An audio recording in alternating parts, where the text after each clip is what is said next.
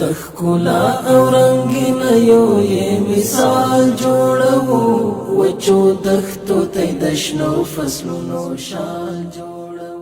با سلسله کمپاین نهال شونی طی مراسم صدها اصل نهال در نقاط مختلف ناحیه هفتم غرس گردید. مولوی عبدالغفور رئیس ناحیه هفتم گفت که با توسعه و گسترش ساحات سبز نقاط مختلف این ناحیه توجه صورت میگیرد تا سرسبزی و شکوفایی ساحات شهری افزایش یابد. ما از تک تک از هر یک وطن خود خصوصا مردمی که در این منطقه قرار داره خواهش میکنیم که هر یکیشان یک میلیونشان نه وطن خود زیبا بسازد. از آغاز این کمپاین تا کنون به همکاری شهروندان این ناحیه حدوداً 2000 اصل نهال غرس گردیده است. باشندگان ناحیه هفتم برای حفظ و نگهداشت نهال‌های غرس شده تعهد همکاری سپردند که در فصل‌های مختلف از آن مراقبت و آبیاری منظم خواهند کرد.